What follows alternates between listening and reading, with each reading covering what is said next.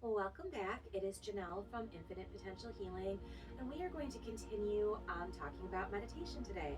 But I'm going to take it a little bit more personal for you guys. So, I wanted to share with you why I am so passionate about meditation and why meditation is so important because I literally, truly believe that it saved my life. And I'm going to explain what I mean by that.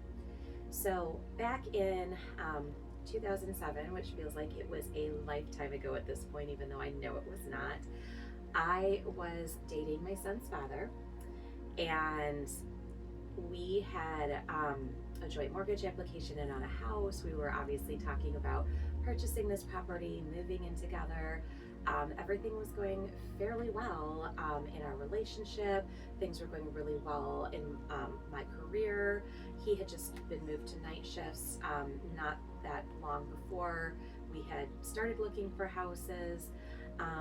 Things really seemed to be on an upswing for me, and I really started to get a very clear vision of how my future was going to look until the bottom fell all the way out for me on pretty much every dream I had in that moment at that point. So one day, seemingly out of the clear blue sky, after I returned from a trip out west, my son's father came to me and he said that he didn't want to be in our relationship anymore. We hadn't been fighting, we hadn't been having any disagreements. Again, we had a joint mortgage application in on a house.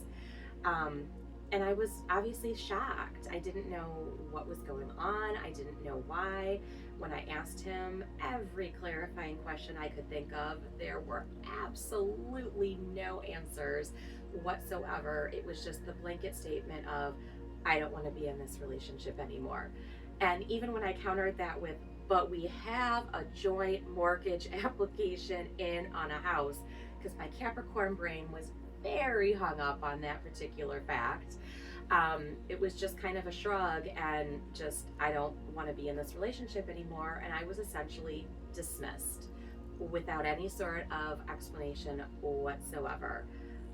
Devastated, confused, having every emotion and absolutely no ability to process them and not really understanding at all what was going on. Fast forward 2 days, a mere 48 hours after that breakup occurred, and my mentor passed away from leukemia after only a 2-week battle with leukemia. And again, to say that the bottom fell out, to say that I was absolutely devastated, absolutely destroyed, absolutely distraught, is an absolute understatement.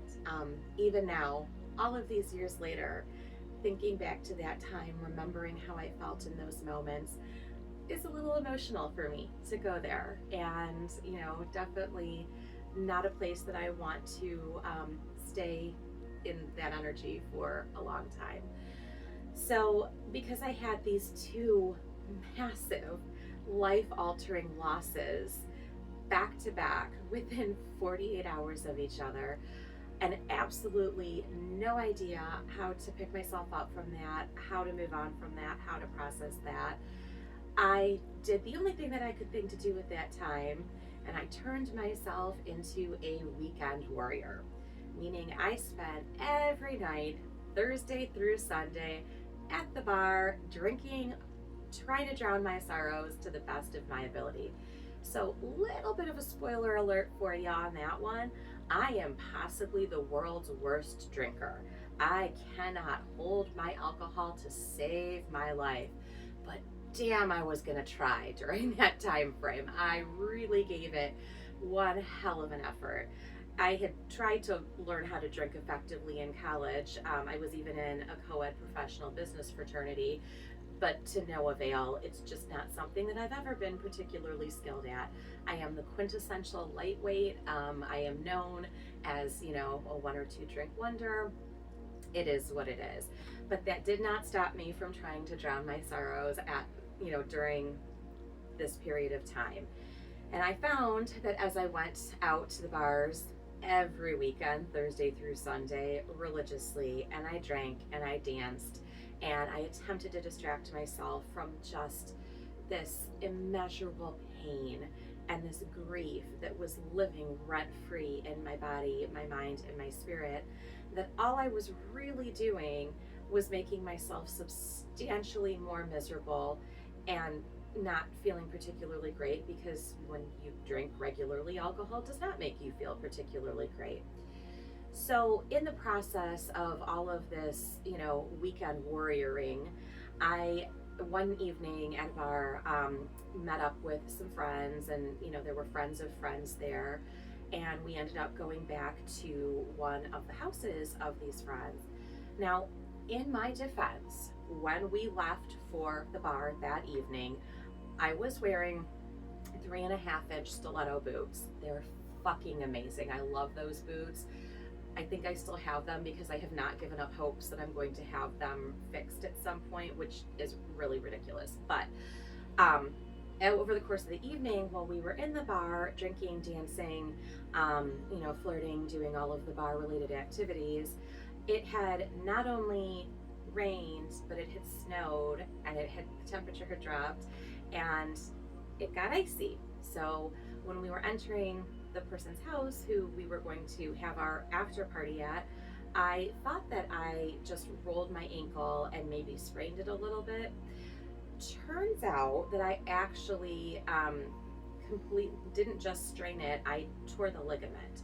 And I didn't know that, and I spent an entire month walking on a torn ligament, including the very next day when I went to a very large museum with my mom.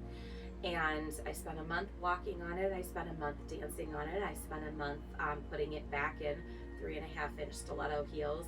Hey, I'm a short girl at the end of the day, and I got to jack myself up in my big girl shoes. It's what I do. It's who I am. But in any case, I severely injured my ankle, and I only came to realize that about a month later when I actually popped it off the bone. That is a pain that I will never forget, and I ended up having to go to the ER and in an air cast and in physical therapy, and hopped up on painkillers, which was far worse, and I was vastly less tolerant of than even the drinking I had been attempting to do. And what's worse, because I was in the air cast and hopped up on the painkillers, I now couldn't do my weekend warrioring anymore, and I couldn't, drown my sorrows at the bottom of my glass. So that made me vastly more miserable, and I had no choice but to sit in that misery with myself.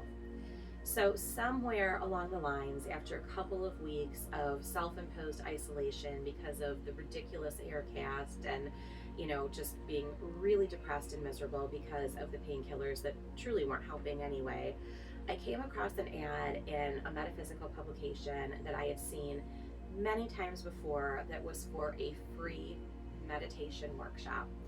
And I couldn't drive because, of course, my injured ankle was an ankle that I needed to drive.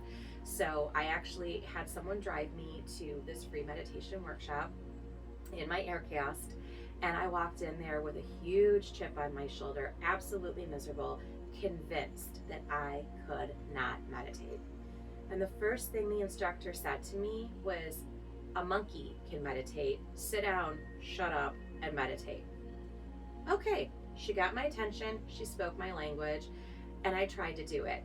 And let me tell you, the image of me getting down to the floor and trying to sit with my air cast on, it was absolutely hilarious, not graceful, even remotely.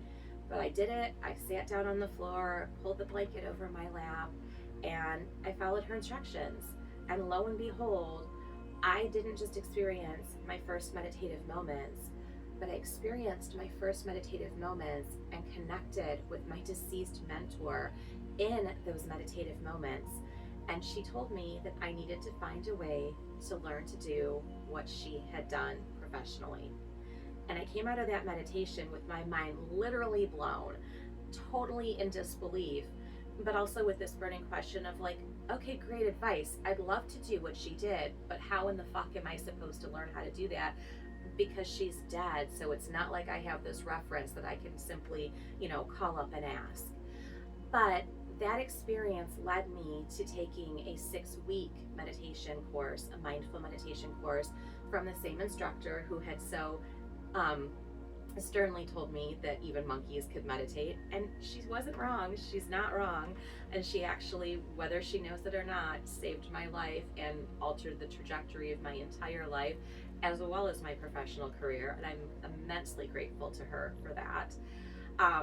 But in those 6 weeks, all of the anxiety that I had following the breakup and the death of my mentor, and a lot of the pain and a lot of the grief, a lot of the fear, a lot of the heartache, it was processed and it went away because I sat with it and I made space for it. And in doing that, it was so liberating. I can say with the utmost certainty that I was absolutely not the same person when I came out of that 6-week meditation course as I was when I went in that 6-week meditation course. And I spent several years following that meditation course, meditating 20 minutes in silent, mindful meditation twice daily like clockwork. I did not miss a day, and it truly changed my life and saved my life. It was literally my saving grace. So no matter what you have going on, no matter if you think that, you can't meditate, or you're never going to be able to quiet your mind or quiet your thoughts, realize that is all your fucking ego barking at you because it's afraid of the connection that you will make with yourself and with spirit through the meditative process. So we can talk later about how to get our ego to sit down and shut the fuck up, and we will. But in the meantime, just know that meditation is absolutely amazing. It is life-changing. And for me, it was literally life-saving. And if you're interested in checking out meditation, I did drop a video yesterday that has a meditation in it. It's a guided meditation that you can listen to over and over and over for free. I will have some content coming down the pipeline in the next couple of months that will be more of my meditations. So if that is something that you are looking for, stay tuned because it will be around. But please try it for yourself. Go meditate. See how you can absolutely change your life in the best possible ways when you do.